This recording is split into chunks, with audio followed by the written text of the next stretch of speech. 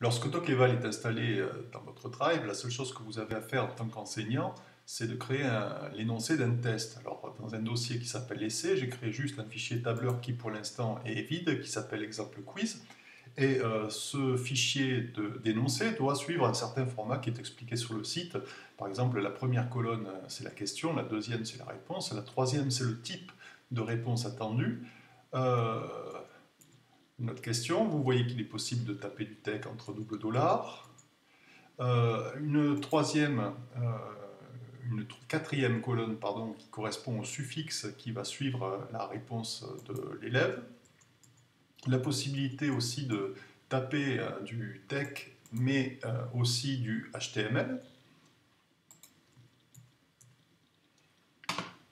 Une fois que votre énoncé est terminé, il suffit de copier l'adresse du fichier, lancer la web app Dockeval, coller ici l'adresse de votre test, associer un temps éventuellement, 3 minutes par exemple, créer le test, un lien va être créé et c'est ce lien qui va permettre à vos élèves de passer l'épreuve. Alors prenons la place d'un élève, je veux passer le test et je m'appelle Marcel Dupont, je valide. Je me retrouve avec un bouton commencer le test sur lequel je clique et je commence le test. Alors, c'est dans le désordre que ces questions sont données. Ça permet par exemple à deux voisins en salle informatique de ne pas avoir la même question au même moment. C'est assez pratique. Alors, on va donner comme réponse ceci. Ici, pourquoi pas 9. Ensuite, le périmètre, donc 62,8.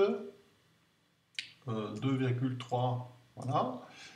Ici, la réponse, c'est 4 sur 7, mais comme on ne demande pas de simplifier, parce qu'il y a un type qui correspond aussi aux fractions simplifiées, je vais taper 8 sur 14. 384, on va marquer n'importe quoi, 2 heures 5 minutes. Voilà. Et je reviens à la question numéro 1. Alors, soit on attend que le chrono soit épuisé, et à ce moment-là, le test va s'auto-valider, soit on valide soi-même. Et on a la note sous les yeux et la possibilité aussi, bien sûr, de consulter sa correction avec en rouge les mauvaises réponses et la réponse qui était attendue, bien sûr. Alors oui, du point de vue de l'enseignant, on peut aussi aller jeter un œil dans le dossier essai de tout à l'heure. Un fichier a été créé au moment où l'enseignant a créé son test, qui s'appelle exemple quiz, et sur lequel je récupère bien les résultats pour l'instant de Marcel Dupont. Il peut y en avoir autant que de candidats qui passent l'épreuve, ses réponses, et un pourcentage de réussite à chacune des questions. Vous verrez dans une vidéo suivante, en grandeur réelle, le test que j'ai fait passer à mes élèves.